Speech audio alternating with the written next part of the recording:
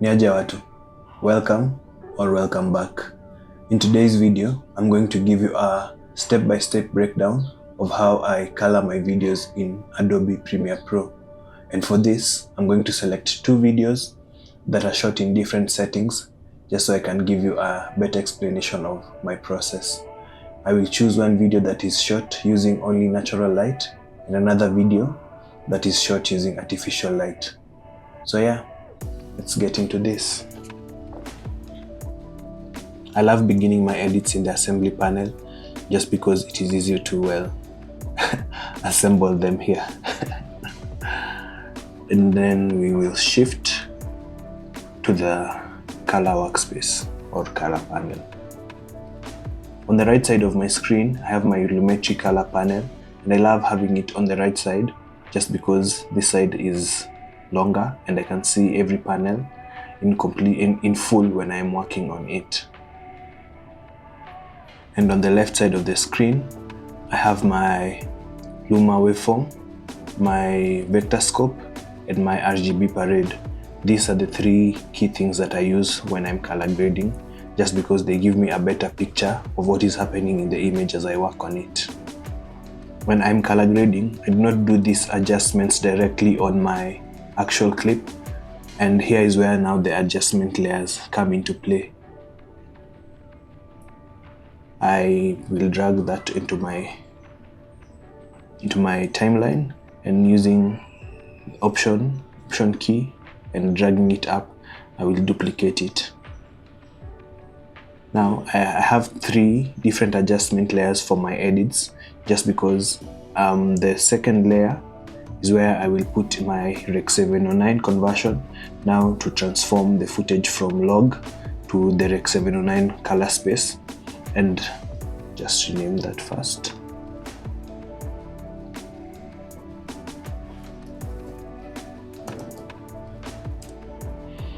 And now the bottommost clip is where I have my color corrections, just to balance out the exposure of the image and make sure that everything is properly colored before I go into the color grading now. And the topmost adjustment is where now I have my color grade. It's easier for me to have them organized like this because having them in different panels makes it easy now to focus on one thing at a time. Now, for my Rec 709 conversion, I can use the Sony S-Log toolart that I got from the website.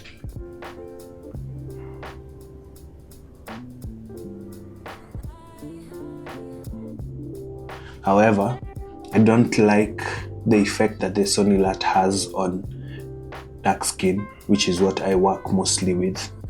So instead of using the Sony S-Log toolart, I have come up with a way that can help me return the contrast and the saturation back into the clip without using any specific LUT. So in the Lumetri color panel, we will go to the curves section panel and now start working on our curve, our RGB curve.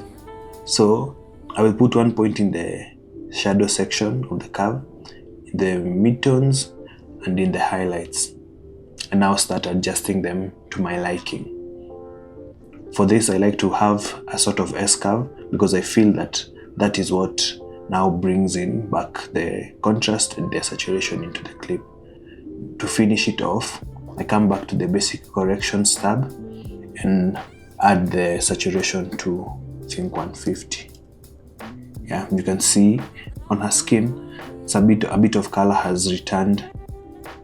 Let's just undo that.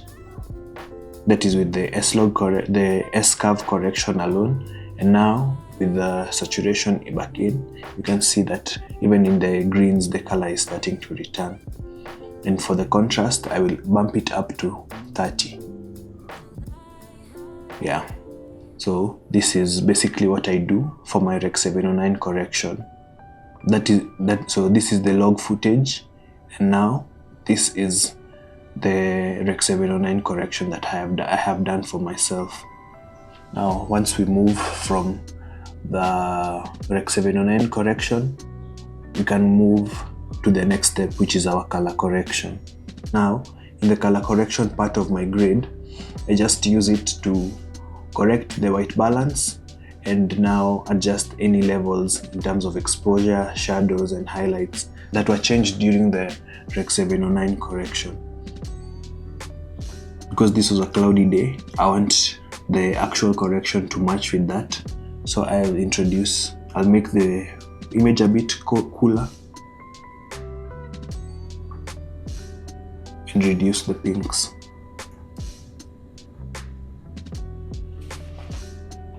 Also here in the color correction phase is where I can now just fine tune her skin tone to get the kind of desired look that I would want on her.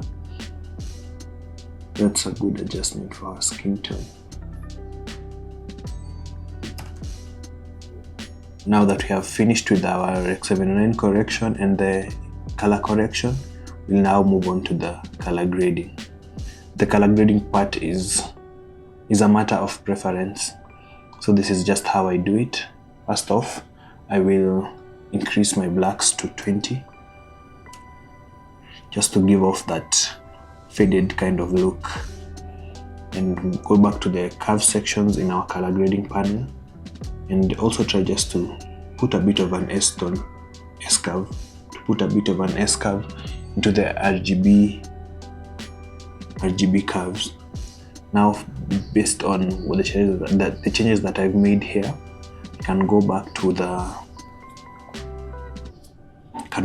the basic corrections tab of the color grading layer. Now make a few adjustments here and there just to come up with my final look. You can see the difference that this layer makes, just to add a bit of more character to it.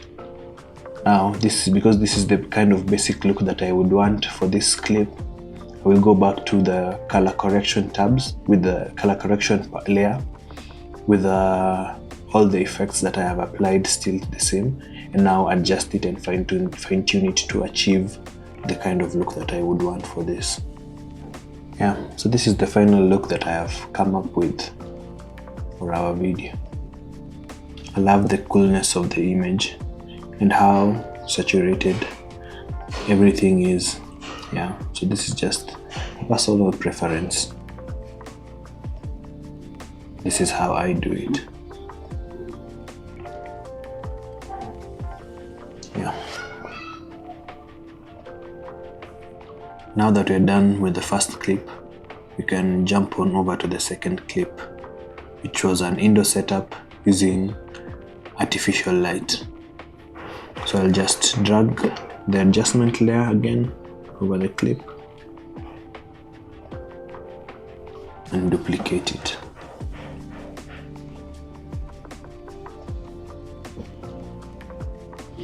Basically, what we are doing here is just the same thing. We will start with the Rec 709 conversion, where we get into our curves and mark the points of the darks, the midtones, and the highlights. I like starting with the darks because now it adds the most difference. It makes the most difference to the clip.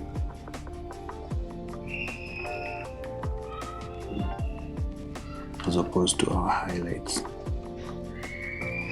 And then we go to our basic corrections tab and add our saturation to 150,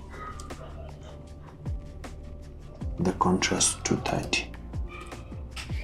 As you can see from this image, the skin tone of our subject looks a bit too yellow. So the first thing that we'll do when we come to the color correction layer is now to focus on evening out her skin tone. Now, for the first video, I used the HSL panel to make the changes, but now I will use the curves panel just to show you how you can do some things a bit different. Using the color picker, you just go and drop a point on her face just to see the color that it brings. You can see it has selected a good part of her face.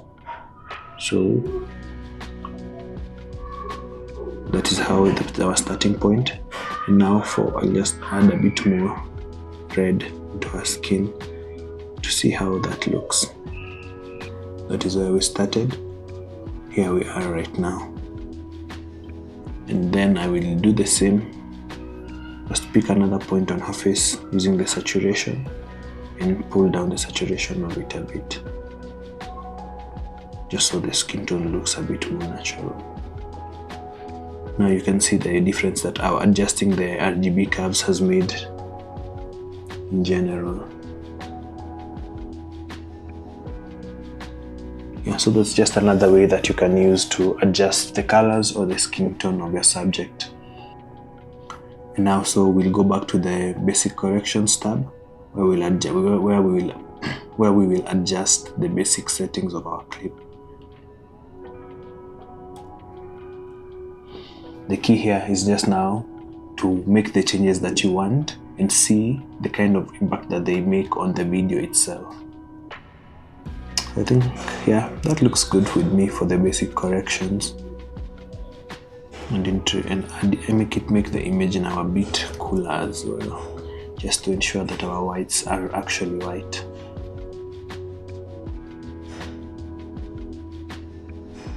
Yeah. So now onto the color grading panel, where the source, the magic happens. But again, this is only just a matter of preference. You can color your videos however you want, but for me, I will start with the blacks again. I love having this sort of faded look to my videos, where the shadows are not so black and the highlights also are a bit more muted.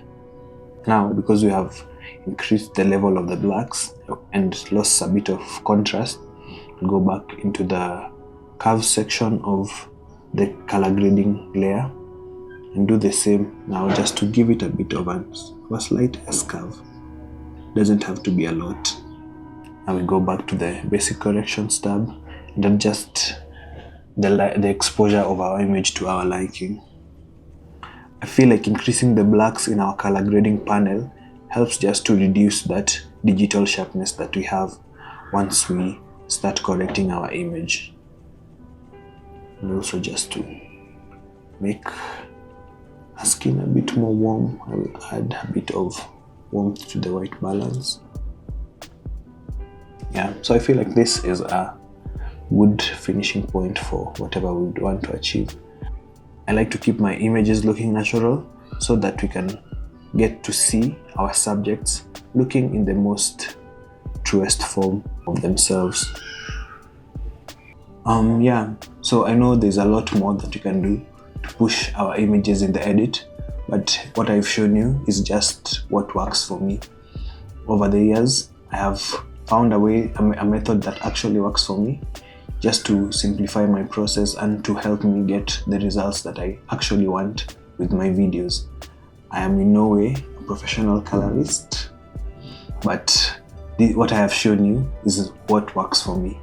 Yeah, so I hope this helps you, and I hope that you have gotten something good from this. I also hope you enjoyed it as well.